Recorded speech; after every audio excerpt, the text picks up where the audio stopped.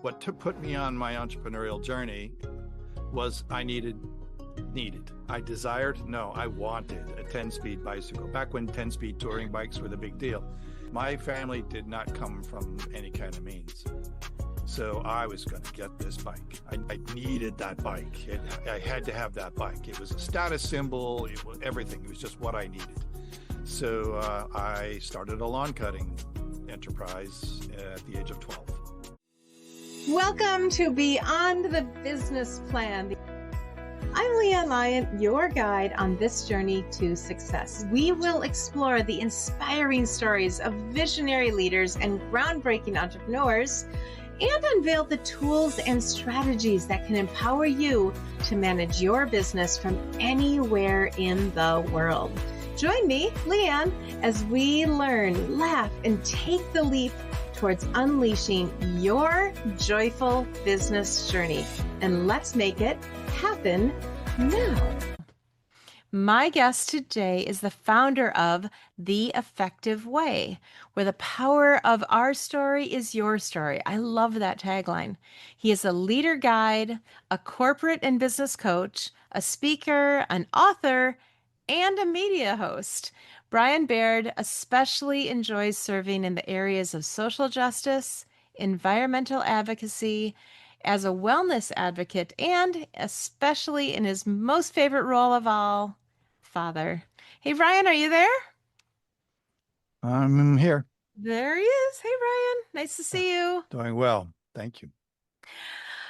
And here we are. Your favorite role, father. How long have you had this role? Well, 22 years, almost 23 years. Oh, excellent. Yay. She's the best kid ever. Sorry to put your kids in second place, but well, mine are older, so they're not seconds, just saying. Well, she's 23, so. Excellent. Yep, it's all fun. I do agree, for those of us who choose and have the opportunity to choose that path, there is nothing like parenting. Yeah. Well, I didn't expect to be a parent. I had a fairly, I'm just going to use the fresh expression, wonky childhood. Okay. And I was going to break the pattern by not being a parent because I pretty much calculated that, and I see it in patterns in parenting anyway. A lot of parents do the very same things their parents did, and they swore they would never do it, type of thing. And I just said, nah, not going to do it. I'm not going to have any kids. So I met a woman who wanted kids with a big S on the end, and I had to have a little calculation about whether I wanted to be a father or not, and I'm glad that that happened. So. Excellent. Yeah. Well, I was told I probably couldn't, and then we got to a certain point where it was like, well, we do or we don't, and we thought, let's give it a try. Right. And 2 kids later, I couldn't have been happier. But it was a busy time becoming a parent, and it changed my life in many ways, many times in terms of my entrepreneurial journey as well. Mm-hmm. Because when I was first pregnant, I was a teacher, so I was locked into a schoolhouse, a schoolhouse, right? Yeah, the big concrete cement, no window classroom for, Monday through Friday. And in Minnesota, that meant no sunlight Monday through Friday in the wintertime. Right. I kind of did the opposite. I've been an entrepreneur now 53 years, and having a child helped me hit the pause button in certain ways. So I studied martial arts with her. We did vacations, which I never took before, like these kinds of things. So having a daughter taught me a lot about, I really don't like the phrase work-life balance. I don't really like the word balance. I think harmony is a better word, but I think that the most important part that I learned from my daughter, well, I kind of grew up with her too. I kind of she taught me how to be an adult, but the most important part about my time with my daughter is learning how to spend time connecting. Absolutely. Yeah. I think you mentioned earlier, and I agree that generationally, and there's a book in there somewhere, generationally, we tend to repeat what we experienced, and that's a real thing. At the same time, I don't know if we learn more from our parents or more from our kids. Yeah, definitely my kid. Definitely, definitely. I mean, I learned a lot from my father and mother and things like that. It's kind of weird. It's what I learned from my mother and father is what maybe kind of what not to do. Hmm. And what I learned from my daughter is how to be. Mm. Yeah. My daughter and I, ironically, I have an online thing that we do Mhm. where we kind of check off routine things that we do each day and kind of encourage each other. And I was able to create one, and I did create one that just says, just be. And every Just be. day, making sure that we each take a little bit of time to just be and celebrate each other for doing it as well. Right. It's kind of a Beautiful. cool little app. Now, you mentioned though that you like the word harmony a little bit better than you like Well, a whole lot work better.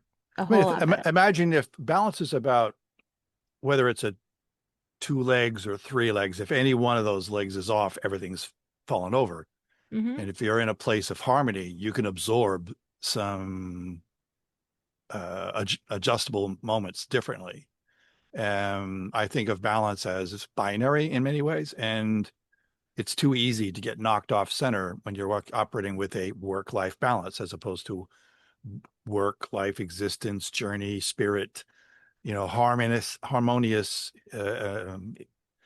expansion and evolution and participation. And so and I happen to have a very strong spiritual component to everything I do anyway, because I live 100% of my life in a place of service. That's where I play, is in service. So it's that being in that way, everything seems in harmony for me. I don't have to suddenly stop working to go be with people because for me, everything is about connection and everything is about the love and the compassion and the kindness that's involved with it. It doesn't matter whether it's a business deal, a personal deal, a family deal, a stranger deal, whatever the case may be. It's all about showing up in a way to be the one for these people that you're connecting with in that moment. I So love that. And thus, perhaps, the name of your business, The Effective Way. the effective way. Excellent. Yeah. We're going to take a short break. Hey, coffee aficionados and entrepreneurs, LeAnn Lyon here. Are you craving that caffeine kick, but looking for a healthier alternative? Well, 9 years ago, I discovered the ultimate collection of energizing options to fuel your entrepreneurial spirit without the jitters. Discover your next favorite pick me up today and keep your business dreams brewing strong. Hear what it did for me by visiting this website, whyIlovemycoffee.com. Yes, that's the URL, whyIlovemycoffee.com, because your peak performance deserves more than just another cup of joe. And we're back. So right before this, we were talking about work-life harmony more Mhm. than balance, but I know that you and I have something else in common, which is our background in martial arts. You mentioned that you did martial arts with your daughter. I did too. Yeah. In fact, my husband and I both got our black belts after our children got their black belts, which is kind of fun. Sounds Harmony has a amazing. lot to do with that What too. was the discipline you were studying? Taekwondo. Okay. Yeah, we were doing Goju Karate. Wow. And actually, my daughter started before me. And after a year of her doing it, I decided it's something for me to do with her. Mm-hmm. So I jumped in and the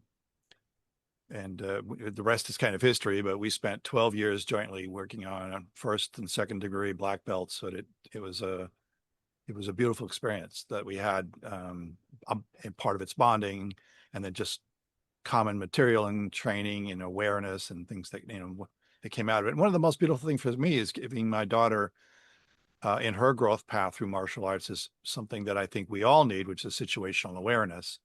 And as a male, I'm not trying to be sexist about this, but as a male, I was always taught to be hyper vigilant and aware of situation and things like that, kind of in a warrior way, which and when you study martial arts the right way, it's not really a warrior way. It's a very spiritual way. So your situational awareness changes. So I would have to say it's the power of such awareness was different for me inside of Goju Karate. Yet what I liked most about it is that my daughter has the equipment to take care of herself in a world that largely I believe is benevolent. 80% to 90% of the world I think is good, but there's a few unsavory things that can happen out there, and I want her to be okay with taking care of herself. Yeah, well, we So, definitely felt the same way.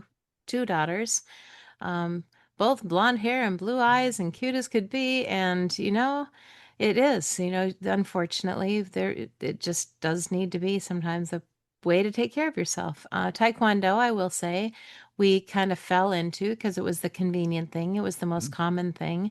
You can get your first degree black belt. If you apply yourself, can be done in a couple of years, not a dozen years. And Oh, there are disciplines that take more time. I think yes. Aikido could have been had I known. Aikido is more of a what do you do when you're flat on your back and struggling and trying to get away. Hmm. Taekwondo is very much a standing form of martial arts. Again, no regrets. We did it and we had a lot of fun. We as a family we would go to tournaments in other states. We lived by the families that kick together stick together, and we had a Oh, very tight group of other families where their kids were competing or they were competing. And I actually started martial arts before they did. I started martial arts before they were.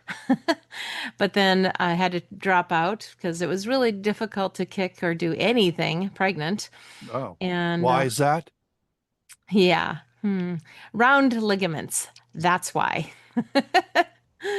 So, but when they got to, I think they got to about the blue belt level is when and there's a known kind of thing, and at least in Taekwondo, we call them the blue belt blues. Like you feel like you're never going to get to your goal. Mhm. And so it's at that point that the instructor said, you know what? A lot of kids drop out at this point.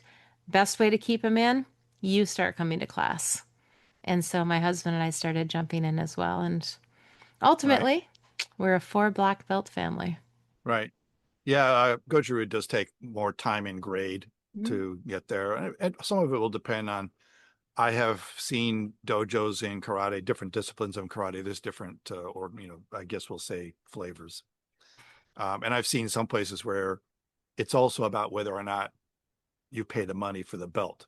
In our organization, there was no additional money used for the promotion or whatever the case may be. It's whether or not you earned it.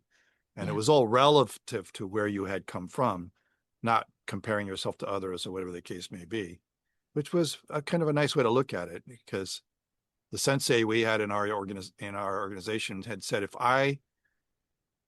I ran my dojo, or I should say, if I ran a university like I did, like the dojo I grew up in, where he spent 10 years just getting to his first degree, um, I wouldn't want anybody going to that university. It's just too exclusive. So he had created a softer touch, and what he did always was doing was looking for the growth, which Yeah. was a good way to look at it. Yeah. Because I started in my 40s, and it wasn't that limber in my 40s, like maybe I might have been in my 20s or teens. So, but Yeah. nonetheless, the most powerful part about it was the discipline and situational awareness, and the um, the kind of mind, body, spirit union that takes Mhm. place, and all those other things. And we would have these black belt. Well, they were just exams, but the black belt exams would be 4 or 5 hours of just Mhm. constant. And then you would be spent before you were finished, and Oh, yeah. you still Well, kept going. So. yeah. No, I've been through some black belt camps. Obviously, I went through my exam. I actually blew out my knee the night before my second degree testing Mhm. while practicing. And that was, obviously very disappointing.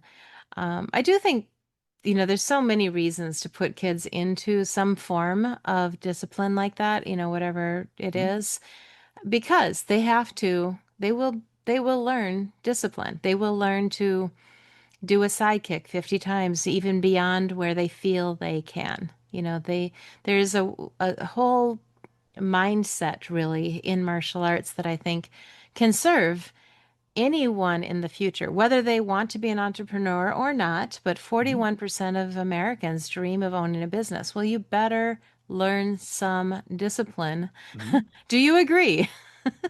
Yeah. Yeah. I mean, I want to be careful with the word discipline too. Just the perspective you're sharing though is that you need to be able to take some knocks and get back up and get going.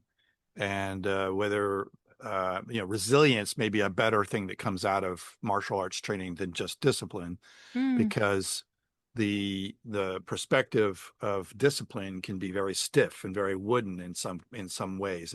It's a moderate vibration word in that yeah. regard, but resilience is super high vibration, and it's very much about our ability to capture the spirit though, which is within us, even when we don't even know it's there, and just keep on going.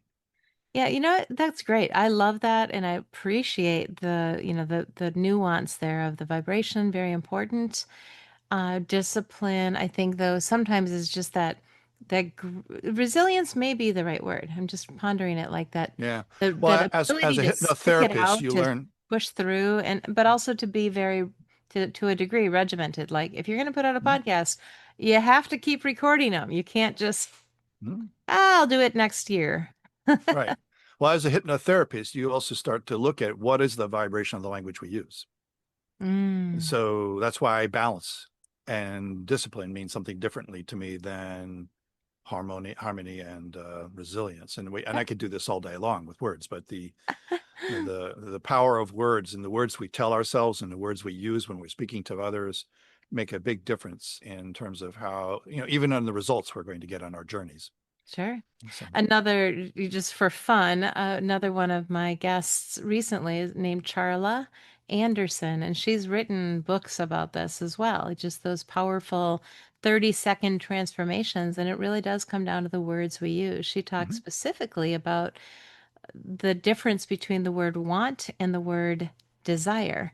Very Oh, different. for sure. Absolutely. Yeah. Well, Yeah. how would you interpret the difference between those two? How would you explain the difference to a layperson? Well, there's a, I mean, we could do this all day, right? I know. Okay, but it's like, so the essence of a want is it's something that is based on, I'm going to call it experiential result, whereas something we desire is something internal. Yeah. So I look at the wants and don't wants of our life. I don't want a bill, but I do want money. I don't want to be hurt, but I do want love. I don't want to be whatever. All of these things are based on things that are, in many cases, at least there's the essence of it is external. And what I desire is that comes from the posture of who I am. Right. So, Yeah, that's why I wanted to get your take on it because hers was more along the line of want implies lack, where mm, desire, and she broke down the word from D and which means of, and sire of the Father, which is a more spiritual interpretation as well as to where that desire comes from potentially. So sounds so patriarchal. it does, doesn't it? Yep. So, There's but all. there's a lot of things like happiness and joy. Mm-hmm. I happiness I think it's triggered by external or exogenous events, Mm-hmm. and joy is something that we either need to develop or have within us, but it's part of the posture of who we are. So I've in the last few, excuse me, the last, I would say 12 years or so of my journey has been a great deal of joy, whereas the first few decades of my life, I don't even think I really knew what joy was. Yet I did lots of things that made me happy. Like I would buy things to Yeah. be happy, or I would go someplace to be happy, or I would see something or eat something to be happy. But joy is part of what's inside of us. Yeah, 100%. Love that. Another thing I learned or that really stuck with me from martial arts is there was a sign on the wall and it said impossible becomes I'm Mhm. possible. Same spelling, Mhm. same letters exactly, Yep. but Yep. one little apostrophe and a little bit of space and you get impossible becomes I'm possible. Right. And I think that stuck with me and really encouraged me many times as an entrepreneur. So I would like to turn to that topic when we get back in just a moment, and we'll talk a little bit more about your specific, entrepreneurial journey, which you've been on for a while, as you indicated earlier. We'll be Just a right little back. while. Great. We'll be right back.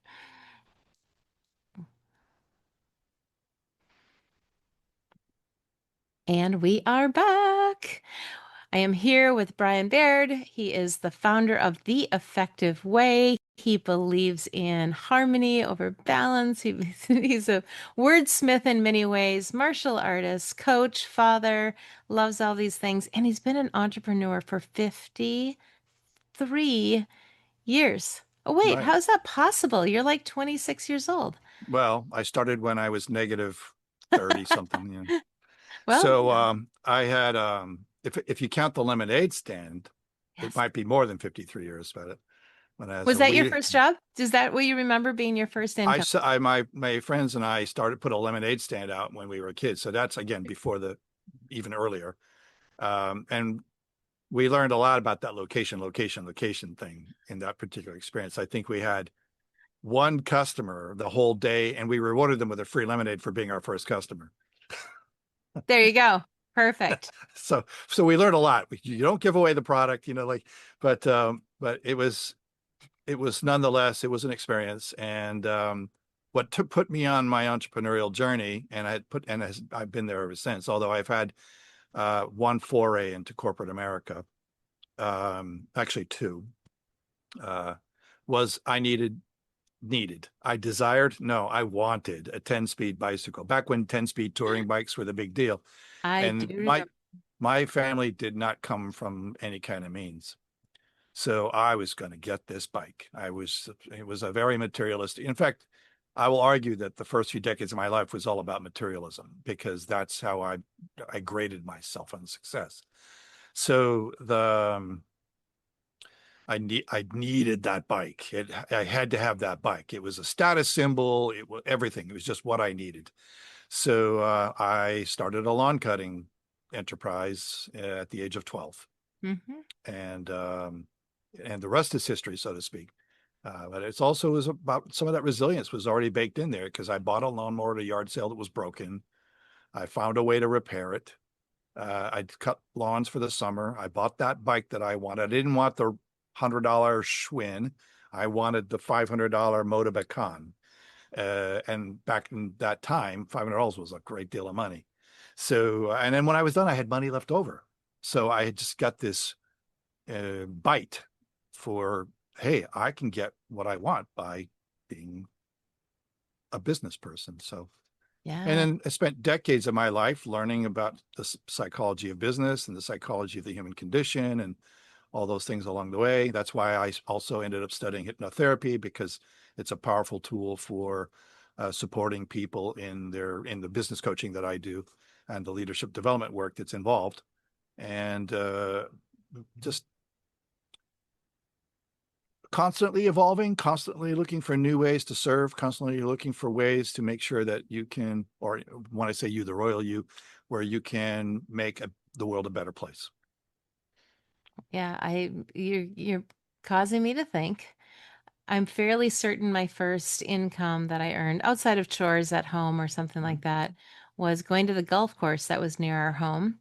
And we, as kids, we'd sneak onto the golf course. Golfers didn't seem to mind, which is kind of interesting. But we would go down into the creek and kind of hang out underneath the bridge. So we were fairly protected. Never got hit by a golf ball, thankfully. But those golf balls went in that river a Mm-hmm. lot. And we would know exactly where they were. Sometimes the golfers would get there in time to be able to see, that's my pink one or orange one or whatever. They'd point at them. And we'd say, that's nice. And of course, they were So, going to give us a dime. And they weren't golfers; they were duffers. If they're chipping their balls into the river, they're yeah. And, I'm sure it wasn't intentional, but they would pay us a quarter to get them for them. mm, And every once in a while, we got a little smarter, and now we couldn't find them. And because they were mysteriously under a quarter inch of sand. right. And oh no, I don't see one here. And they're like, got a buck. I'm like, huh, I'll look a little harder. So we made money through golf ball resales. But I don't, what I was thinking about is I don't remember setting a goal. That's very interesting of what I was going to buy. Most likely, I went and bought books, but there was no like particular big goal that I would ever say, I was allowed all the books I wanted, and of course, access to the library. So, and I was kind of a nerd yeah. as a kid. Maybe still, actually, I would just argue I'm still a nerd. But the perspective I had was that if I wanted something that was not going to be given to me by, I could ask all day long until I was blue in the face for certain things. And so I just learned the things that I wanted, I'd have to go out and make the money for it.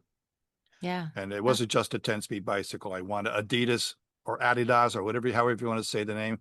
They were the first hot, like, international brand that came Uh-huh. along. I had to get a pair of, I was in many ways, I think I was trying to keep up with the Joneses, like, but but the status earning that came from my making money was at the time very important to me. Mm. Now I don't look for that kind of validation and support, but that's what it was at the time. That's all I could hold on to. So, Yeah. And I got my $1.75, no, dollar and a quarter. It was a dollar and a quarter allowance, for doing what I needed to do. mhm. $1.75, I'll say that. And I would walk a mile to, literally, we lived near a mall called Miracle Mile, just like the Billy Joel song, if you know that one. Mhm. And Is that the Miracle Mile in Manhasset or? there is a Miracle Mile in Minneapolis. Oh, It's okay. actually in a suburb just outside of Minneapolis. Right. So the Called one San- he's talking about is right here on Long Island, but Oh, okay. Yeah, I didn't even know there really was one. I yeah. grew up, like I said, near this Miracle Mile, and it was called Miracle Mile, and it was just a big, long shopping center. And at the far end of the shopping center was a B. Dalton bookstore, and I would get my $1.50, no tax, uh, Trixie Belden book. I had the entire series. I still have it, I'm sure, it's tucked away somewhere that nobody will ever see again. Right. And $1.50 there, and then on my way back, stop at Snyder's drugstore with my quarter, and I could get quite a bit of candy for that. And that was my every week. Every Yep. week I would go get another book. Every week I would get a little. Again, this will date me, but it was Candy and Hardy Boys. Yep, see, same. Trixie Belden was very much like the Hardy Boys. Mhm. She actually lived down the street from Nancy Drew. Ah, yeah. So, At one time I had like 50 Hardy Boy books and I don't yeah. know. I don't even know if they're still available. I have not kept up with that stuff, but Well, the leaders are readers, and we mhm, were readers even as kids, it sounds like. right. And I do think that there's a lot to that. Thinking of that, leaders are readers, and we talked earlier about work-life balance, which you don't like, but leaders are readers. I like that one a lot. Mhm. What other impossible to I'm possible? Are there any phrases or quotes like that that have kind of encouraged you through your journey?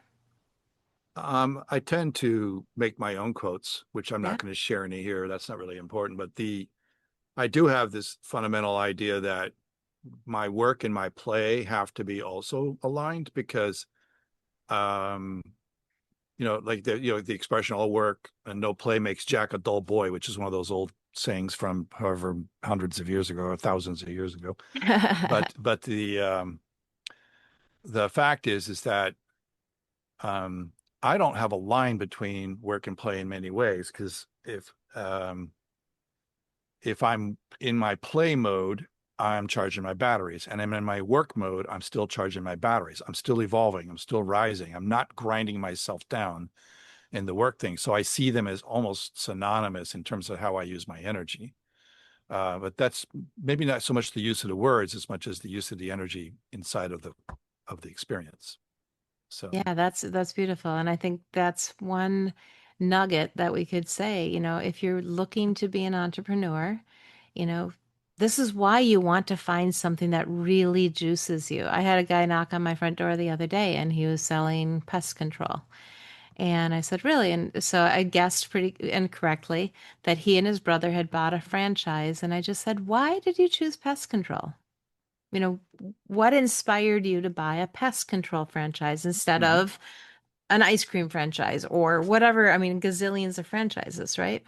And he just said, well, we just looked at the market and it's what the market needed, and that's what we decided to do. And you know what? Perfectly valid way to decide to become an entrepreneur. I'm not Mhm. judging it at all.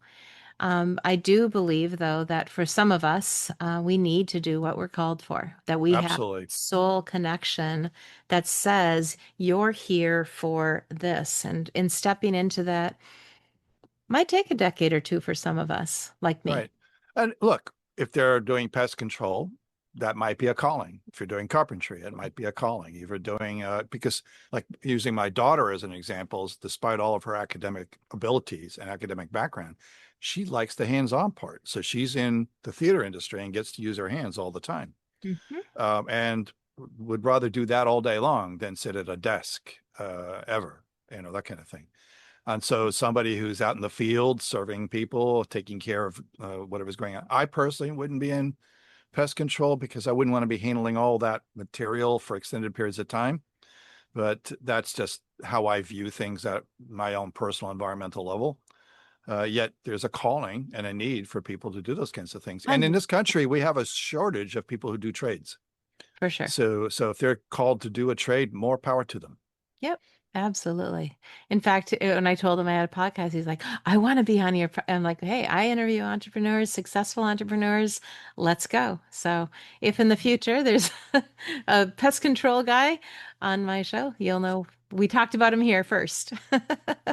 Yes, Excellent. no, I'm all about the calling, and I do believe that it is a calling. 41% say that they want to own a business. There's something in them that makes them feel that way. Maybe they don't do it. Only 6 to 9% of us actually check the box for self-employed on our taxes and pay accordingly.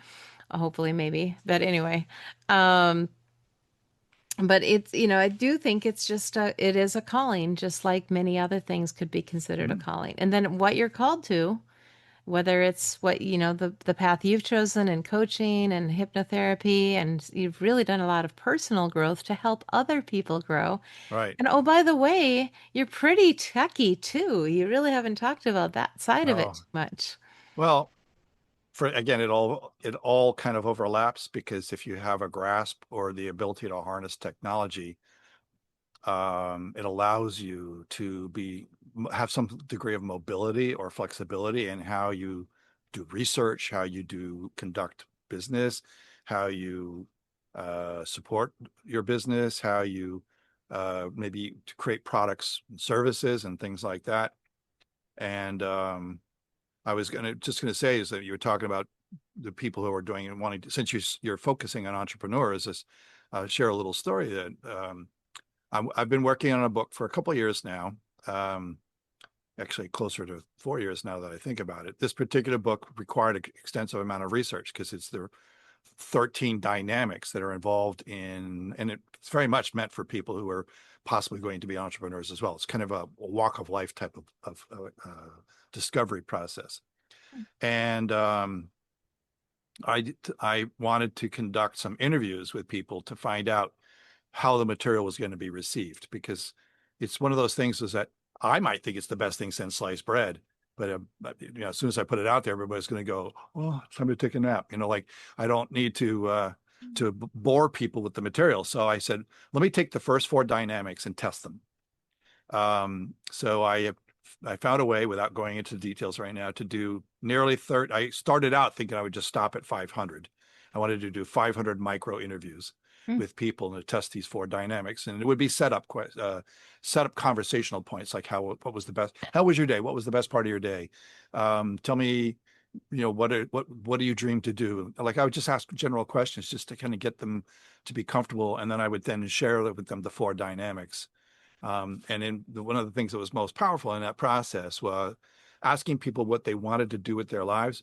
About 50% of them said, I want to be an entrepreneur. They didn't know what that meant really. They just knew that. And I think what it is that people equate entrepreneur with freedom. And because when you look at the conversations I was having with them all, they were all focused on something that would not put them in prison like their parents had been or other people they've seen in their journeys. And I'm not saying having a job is, if you're doing something that's your calling, maybe you're in the medical profession or a newspaper journalist or what, it maybe is a job, but on the flip side of that, you could still be doing something you're called to do. It's just you're getting a paycheck. Great. But for the people who have seen their parents maybe work as a custodian or working in as a waitress or a waiter, or whatever the case may be for all their life, just so that they have a better life, they start thinking about being an entrepreneur because as I can see it, they're really looking at is that freedom that they want, and maybe they could even bring their parents and family with them in that freedom, is somehow or other harnessed in being an entrepreneur. Yeah, I 100% agree. And there's time freedom, there's income freedom, Mm-hmm. there's so many levels and layers of freedom Mm-hmm. that people can be looking at. I'm in development of an app right now, and one of the questions that I ask prospective entrepreneurs is, what are you looking for? What type of freedoms are you looking for? Because you're right, it's going to be a different level of entrepreneurship if you open up a pizza shop when you're busiest on the nights and weekends Mm-hmm. versus opening up, something like where I'm going with my business is living on a boat and being able to travel. You also mentioned earlier having that business and play kind of be able to mesh together. Right. I really truly am developing this, all my businesses, I've been developing my businesses towards something I can do from a boat, as long as I have Wi-Fi connection. And even if I have to get off the boat to get the Wi-Fi connection. Just get Starlink. Yeah, well, I'm very much might do that. I'm looking at it for sure. And we're looking at that coming up as quickly as possible. But I love that you see that and that your numbers kind of match what the numbers that I've researched. You said 50%, I said Yeah, 50 41. to 60%. Yeah. Wow, even higher. Yeah, it's a little past half. If I go back and look at the data I collected, it's a little past half. But Yep. but there was so much. I did not expect the data I was getting when I was starting these interviews.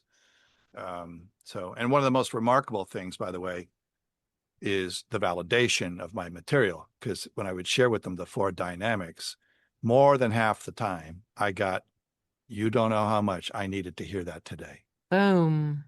And that's why we do what we Mm-hmm. do. Well, wait, so when is this book coming out? Oh, Okay. Well, so everybody this listening, it's a very research intensive project, so it may be another year or so. that's But fine.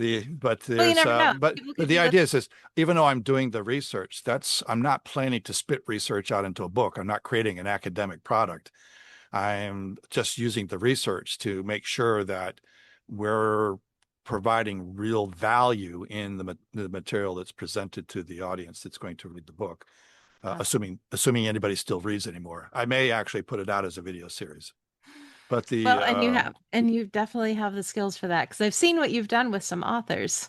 mhm. And you do absolutely beautiful work with authors. And what types of entrepreneurs do you often work with? A lot of people in the healing space. Okay. Yeah. There was a time I worked in corporate America for a dozen years. I had that one foray into corporate America for a dozen years. I had a great time.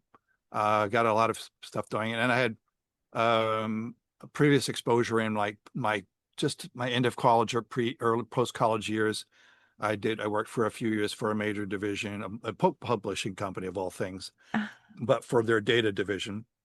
And I got a degree in computer science with a minor in engineering, electrical engineering, a minor in mathematics, that kind of stuff, which, by the way, if you knew what I was like in high school, you'd be like, how the hell did he pull that off? Because he was like, because I was told I wasn't even college material, but that's another story, another conversation to it, like what changed, what happened. But mm, the thing that um, has always been very uh, obvious to me is that people are hungry for connection. And so if you can tell story in a way that helps them connect to themselves better and help them tell story that connects to products better, help them tell story that maybe builds an audience for them, all those kinds of things. And so, over the years is that my business has evolved from a actual kind of a mechanical business coaching practice. Because as I've been doing this for decades, I, everything from a P&L sheet to a balance sheet to a, you know, chart of accounts or whatever you get all the mechanics, and then you also learn about um, employee engagement, all these other aspects of the business journey. As without having gotten a degree as an MBA, I've got all these things kind of figured out and practiced along the way. I just don't want to do that. I'm not interested in that. If you need that, hire somebody who knows that stuff, because I find the thing that's most important for me is making the world a better place, not making the business better for the sake of just the almighty dollar. Right. I think when your business is serving humanity properly, the money will always be there in abundance because you're doing the right thing. Money is the byproduct of doing the right thing. It should not be the reason for doing the thing. I couldn't agree more, because that's really what this is all about. This podcast really is a passion project for me. Mm-hmm. It's funny because I sold a computer program, or I started writing computer programs when I was 10. And I sold a computer program when I was in junior high school. And there could have been a whole huge lucrative career in that. Nobody really told me that, though. But I got tired of sitting in cold basements. But I still know that that was part of my journey. Then you move into, I got my teaching degree. I became a teacher. Then I learned sales. Then I learned marketing. Then I found this one company that I represented for a while. And, all of these things piece together on the journey that we're in my case. I believe I've been called along the whole time.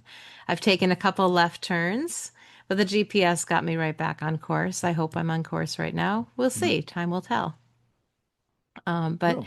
and as you do, I think you do realize the calling is what matters most. We're not going to, there's no hearse ever that is followed out with a U-Haul. Right. So, making the difference, inspiring somebody, giving hope in some case, or getting somebody to take that step forward is really what matters. And I'm going to ask you one final question, but before we do, how do people find you? What's the best way for them to find Bryan Baird? And spell it out in case people are just listening to the podcast Well, I'm first. kind of hoping that people will be able to do something as simple as a QR code, which will show up on the screen in a second here. The effectiveway.com is pretty straightforward in that regard. And in that, in this work that I'm doing it's about culture and community and story and all these things that make your business more attractive and resonating. I don't, and it doesn't mean I can't help you if you have a business that's in this place, looking at the metrics. But I have learned a long time ago that if you're using your metrics to develop your business instead of to monitor your business, then you've got the cart before the horse, because people aren't buying from you because you have good metrics. They're buying from you because they believe in you, Right. or your business. And in order to do that, your story, a real story, an authentic story, not a manipulatable story or a fabricated story or something you think the public wants to hear, because it won't be very long before that gets figured out. Yeah. So once you know the real story, or you can understand the real story, and you know how to relate the real story, then your business will be not only growing, but accelerating. Well, you actually put the cart before the horse, because you answered the question I was going to ask you. How did you do that? It must be that hypnotherapy. He hypnotized me. I didn't know it. He read my mind. He Mm. knew the question I was going to ask, and he answered it before I had a chance. No, it's great. But do people find you on LinkedIn? And by the way, so for the podcasters Yeah. that are just listening, can't see it, do come on over. Do look for Bryan Baird, Baird. You can find on YouTube. We'll make sure to put all his links and contact information and spelling. You can search YouTube and LeAnn Lyon to find this episode, and then you can scan the QR code. Or Right. you can go to theeffectiveway.com. Any other websites or connections? LinkedIn? As you and I both have other avenues of engagement to the public. So I could go, we don't have that much time. You could take a few hours to go through that. One of the things that, you and I have in common is that multifaceted ability that stretches across, whether it's marketing or engagement, or whether it's sometimes how to build a service or write a book. As you know, you've got two people you've been talking to that have written books with a lot of, I'll use the word guidance. And both of those parties had books that were kind of pretty well put out and ready to go, but they lacked story. So we actually reconstructed the books to include story. Oh, I love that so much. Very, very good. Yes. And I don't know if you get this, but some people tell me, LeAnn, I just don't know how you handle everything that you handle. And, it's just the way I'm wired. It just really is. Mhm. I don't know if it goes back to that computer science background that makes you think weird or different, and I don't think so. I think it is. We're just wired this way and we're happy doing it this way. I loved teaching. I really did. I Mhm. hated being locked in that classroom though. And the prospect of doing that for 40 more years, no. Just knowing that the only difference was going to be a new set of kids every year. Right. Or that's Yeah. Well, how I saw it. I think one of the things that I got, you know, people can be religious or spiritual or whatever they're doing in their journeys. And I have no judgment about what your pathway is to becoming an evolved human being. Um, and for me, I will just talk about it kind of as the universe, which could be, in my eyes, is the same thing as other people believe. But um, the universe gave me a message close to 12 years ago that has become a theme of my life, Mm. which has really kind of made it so I'm constantly receiving energy from it, and which is that I'm here on this planet during the time that my time, whatever that is, looks like, Yeah. to positively touch the lives of at least 1 billion people, mostly indirectly. So if I help somebody write their book and that book reaches 10,000 people and then that book reaches another million people, I think I will never know by a calculator that I reached 1 billion people, but I do believe the energy of how I serve is very supportive for making the world a better place. And I get energy back because of that. Mhm. So I don't get tired like other people might. I don't get worn out like other people. Sometimes I have to charge my batteries in a completely different way than I normally do. But for the most part, I have the ability to sustain consistent, energetic participation in the world without getting burned out. Yeah, that's a beautiful thing. You kind of took my first question was going to be, your piece of advice to somebody just starting out, but you really answered that very, very well. I'm going to switch a different question because I have a book in mind and it's talking about being offended or being unoffendable. What is you being the wordsmith that you are? Let's wrap up our show, but tell me your thoughts on that. So you want people to be unoffendable? Yeah, Oh, I think it's I possible. don't know if that's going to be about vocabulary as much as it's going to be about a posture of being. Yeah. So you've probably heard me say this phrase before, and it's not a phrase that is unique to me, but it's a phrase that really does resonate with me very strongly. And that is in each conversation I have, whether it's a conversation with LeAnn Lyon, conversation with LeAnn Lyon's audience, or a conversation with somebody I bump into on the street, is how can I be the one for that person in this conversation? And Mm, if I'm spending my energy looking to see how I can be the one, I don't think I can get offended because I will see if somebody is coming at me in some way that's maybe otherwise looks like an assault. I would be going, what is it with them that I can do to help? mm, Because I'm looking to be the one.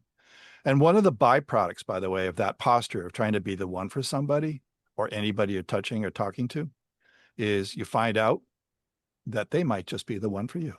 mm.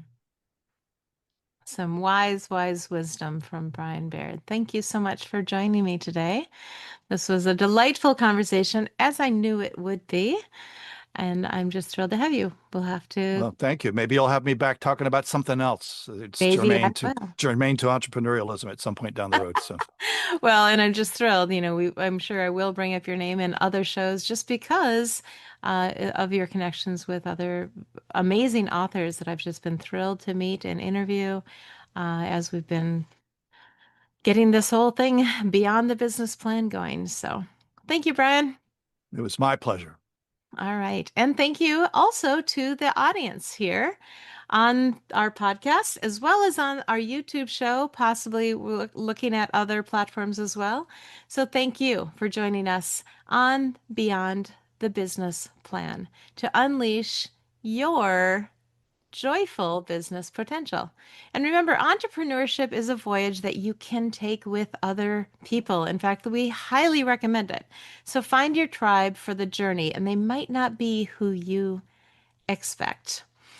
Give us a like or subscribe or whatever you do on your favorite podcast or video platform to keep shining and aligning with your purpose and with Joyminder Solutions. And then come on back every week for our new inspiring episodes. Until next time, I'm LeAnn Lyon. That's LeAnnLyon.com. Your Chief Joy Officer signing off. Keep spreading the joy, keep leading with heart, and I will catch you on the next wave of success. Thank you all for joining us today on Beyond the Business Plan. It's been a joy and a privilege to share this space with you. For more inspiring stories, tools, and actionable insights, make sure to follow us on your favorite video platform. Visit my website, LeAnnLyon.com, and keep leading with heart. And I'll catch you on the next wave of success. Hey, sales setters, are you ready to jumpstart your entrepreneurial journey or give your business a powerful refresh? Join us at the next and Restart Your Business Summit, where you'll discover the tools, strategies, and inspiration you need to thrive. Learn more at joyminder.com. That's JOYMINDER.com, and look for the Restart Your Business Summit icon. Don't miss out. Your future business awaits.